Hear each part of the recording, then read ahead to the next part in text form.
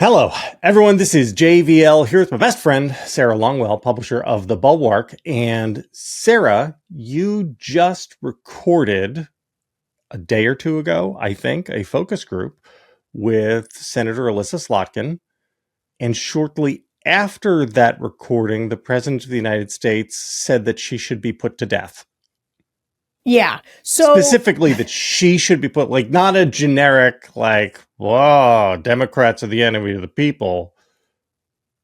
But like these Democratic senators made a video, right? It was Alyssa Slotkin and who else was in it? It was like, it was basically all the Dem ex-service people. So Mark it was also Kelly, Mark Kelly. right? I don't remember everybody who was in it, but it was like 8 of them, and so this is where he didn't call for specifically Slotkin. He basically called them. So he tweeted a couple things. All the people in the video. All the people in the video. And here's the thing. So she was coming on Focus Group Pod, and my plan was to play her the sound of all the angry voters on the Democrats caving on the shutdown, right? I was just going to be like, hey, like, here's how people feel about it. And I did do that. But first they had just dropped this video. And so I had played the video and we talked about why they made it. And everybody should go listen to the episode because it's good, but just as a preview matter, and now because it's differently relevant, I didn't necessarily think that it was going to be what it was.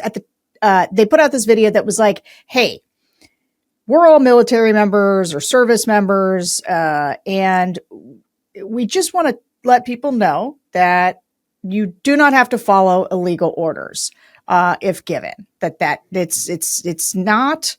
Like, an illegal order is not something you have to obey, right? No code reds, JVL.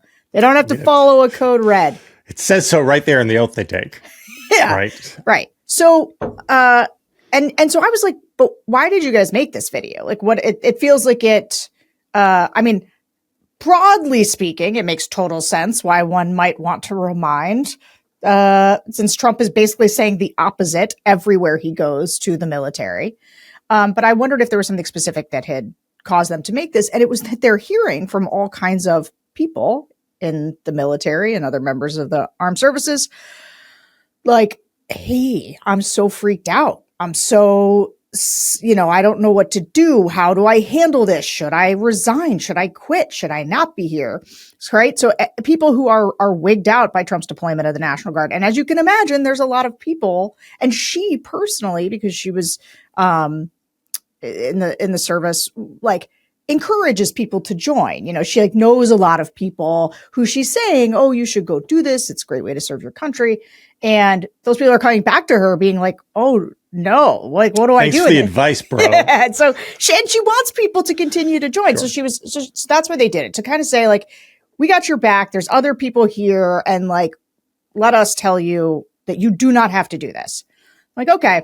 And at that point, Jason Miller had already come out and said, this is an insurrection. And so, we clowned on him a little bit for that, because the extent to which they have tried to recode insurrection to mean anything they don't like, anybody saying something about the president that they don't like, is just, it's a very obvious sort of thing that they're doing. But it was after that, when we were done taping, that Trump was bleeding out over on Truth Social. And maybe I should just, I don't want to get it wrong, but also I think I'm almost verbatim right, where he basically said, anyone who's a traitor should be put to death. And then right after it, he retweeted somebody who was calling for those Democrats to be hanged.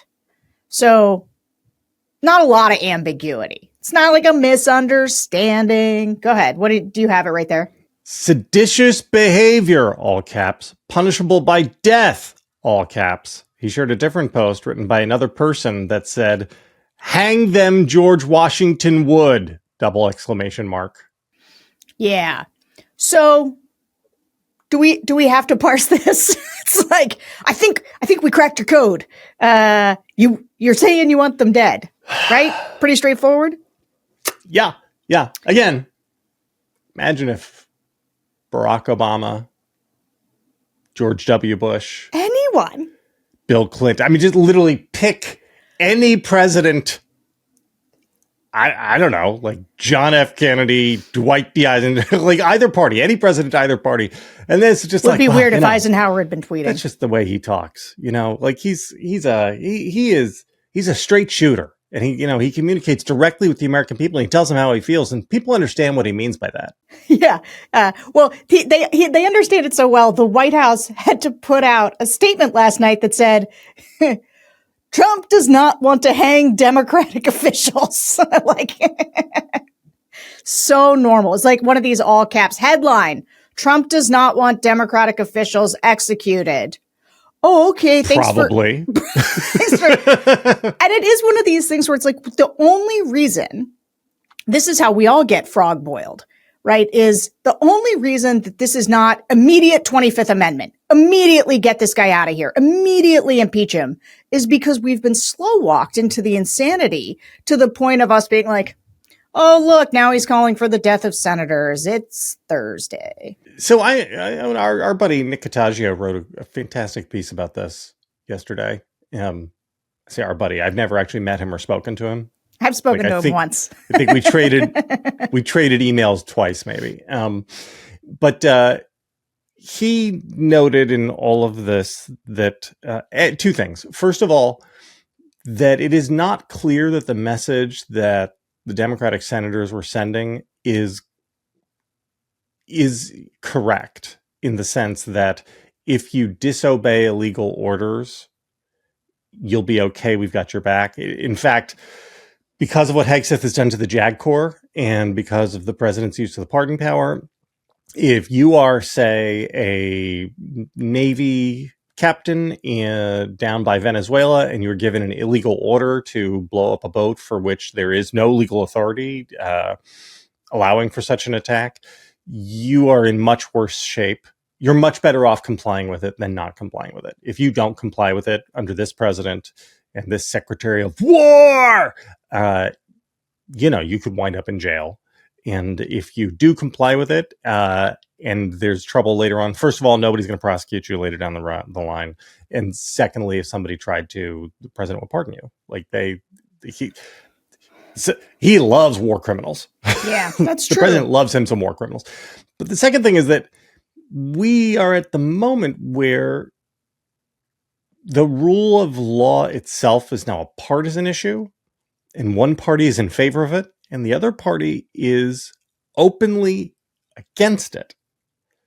Right? I mean, this is what the president and Republican position is that it is not okay to disobey illegal orders, and that you must obey all orders issued by the God King.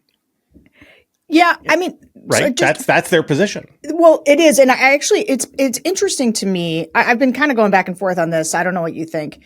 His wigging out over this is a little strange, because this is kind of one he could have let go by, and it would have just been one of these Democratic supercut videos that, is fine, but doesn't necessarily move the needle. But now this is a central conversation. And I got to say, just as a tactical matter, when I've talked about offense before, I do want to say, like, this is kind of what it looks like. It's like they didn't have to put that out, but they did. And as a result, it changed the conversation. Now, it partly changed the conversation because Trump is Streisand affecting it. And I can't tell if he's doing that because the other conversation we were having is, hey, he seems to have been all over these emails with this pedophile as they're coming out. And there's more and more connections to him. And he sure doesn't like that conversation. That's why he called a reporter who asked him about it, Miss Piggy, like an absolute psycho lunatic, who also has the thinnest skin imaginable. Are you feeling cornered so you lash out at a woman's physical appearance? What a specific piece of this fucking guy, JVL. This fucking guy. Anyway, so I was like, is he distracting from that? Like, does he like, here's an opportunity to move this conversation on? Because that is a particular genius of his. Like, remember what change he did the after he conversation. got pantsed in the debate against Kamala Harris? What? No, I don't. What did He he went do? in front of the Society of Black Women Journalists Oh, and yeah. said, Kamala Harris isn't black. I mean, it was like Insane. But that is what he does, right? And he does it. He sort of doesn't mind courting additional controversy as long as it gets him out of the thing he really doesn't want to talk about, which is in some way he's embarrassed or something. So, but then also I was like, he really did step in it a second time. I mean, calling for the actual hanging of a bunch of Democratic senators. I mean, yes, the Trump apologists are gonna, jump it there, and they are. Mike Lee and Lindsey Graham are out there being like, "How dare these senators do this? I was a JAG, lawyer and whatever." Lindsey Graham was, and this is just unacceptable. And it's like, and Mike Lee, I actually appreciated this about Mike Lee. He asked the open-ended question, what illegal orders is he giving? And he's just like, everyone's like, I don't know, maybe bombing boats off of Venezuela when none of it's authorized. Like, I don't know. There seems like a lot of things. Hiding, maybe shredding documents. That's sort of like, who knows? So I think part of it is, yes, he wants to change the conversation, but the another part of it is a long-running fixation he has had with the idea that the people with guns will obey him no matter what he says. And you remember there was, I think it was a Republican primary presidential debate in 2016 where he talked about with terrorists, he would kill the families of terrorists too. Oh, yeah. And somebody, I don't remember who it is, I'm sorry, said, actually, that's not something that the U.S. military would do because that's illegal. And, our soldiers have a duty to refuse illegal orders. And Trump's response, and this is not almost exactly, but it was very close, was like, believe me, they'll do it. When I tell them, they'll do it. Believe me. This is, I'm sorry, you'll have to Google these but it was something like he has been literally since the very opening moves of the campaign fixated with the idea that if you put him in charge, the guys with guns will do what he tells them to do because he's the final word, not the law. And like, that's just never wavered for him. And again, not to sound like a crazy person, the reason to have that fixation is because you think that you might have to call on those guys to protect you domestically. I do, sometimes accuse you of being a crazy person, and we both, have our moments of things. It's okay. In this case, this is sort of what I was getting at, is his reaction to this, I feel like, is not just him trying to distract. I think he is genuinely rip shit over the idea that his orders might not be followed under any circumstances because in all the ways, whether it's the election in 2026, whether it's something in 2028, whether it's what deploying the National Guard to these cities, he wants to make sure everybody are going to follow his orders no matter what. I think that's right. And so I do think he wants to push back on this idea. He does not like this idea that somebody might be putting out there, just a reminder, you don't have to follow his orders if they're illegal. And most of his orders are going to be illegal. Yeah. Okay, I want to talk about the Epstein stuff because you and I think, are of the same mind on this, which is that I think it was yesterday, I think it was Thursday, we had we have ongoing investigations in the Southern District of New York. So... You don't say! A lot of this material is related to those ongoing investigations, and we can't release it just yet. So this is important. The important part is that people were Trump, it's like Trump suddenly gives the House permission because he was already going to lose that vote. And then the Senate passes it really fast, no changes, and Trump signs it immediately. Now, that is not because Trump had a change of heart. It's because Trump had a change of strategy. Right? Mm-hmm. They basically said, this is going to happen in the House. Like, if we keep fighting it, we're just prolonging like this part where we look defensive and like we're actively not releasing it. So I gotta jump in front of the mob, right? When you're being run out of town, jump in front and call it a parade. So he says, no, I want to get these out super fast. And then he's like, and we're going to find a different way to gum this up outside of Congress, because I got Nancy Mace yelling at me and I got Marjorie Taylor Greene yelling at me, and this isn't going well. Do you think it works? Do you think this, like, can he get away with that?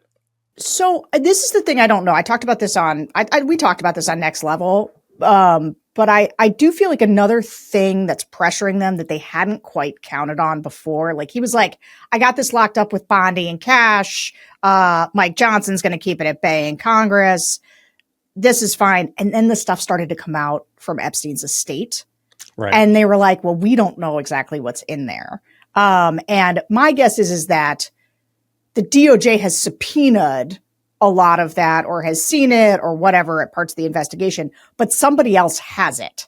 Like it's not all with DOJ because they released, or even if DOJ has it, the estate has it too, right? So that trove of emails that they released came from the estate, and the estate gave them to Democrats. And so I think that's when they went, oh no, we don't have like a tightest grip on this as possible.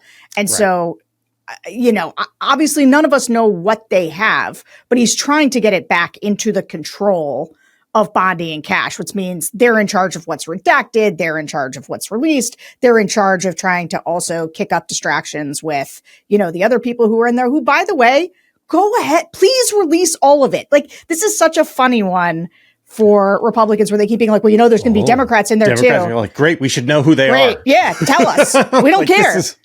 If there are Democrats in there, they should be running a town on a rail. So let's have it, please. Which also, this part also, I think, answered the question of why Biden, because again, Republicans assume if there was something damning in there, Democrats would, of course, released it because that's what they would do. That's what Republicans would do. It would never occur to them that he might not do it just because he doesn't want to tear the country apart. He doesn't want to relitigate things. They thought Trump was gone. No need to drag this stuff back up. But actually, that's not even why they did it. It looks like they didn't because of the ongoing investigation with Ghislaine Maxwell. Yeah. Right? They were prosecuting her, and so they weren't putting the stuff out. So that's why the Biden administration wasn't doing it. That's all done now. Trump, by the way, didn't need Congress to put this out. Could have just released it anytime he wanted. He's doing everything else unilaterally, but not that one. Not this. Well, you know, I mean, he's really got the separation of powers is very important to him, Sarah. Yeah, I know. And you got to do things the right way. You got to let Congress exercise their power. Yeah. Yeah. All right. We got to talk about Dick Cheney's funeral because you were there and I have questions, but we got to do it on the other side. So, guys. TNL fam, everybody else listening to this, come join Bulwark Plus. Be with us.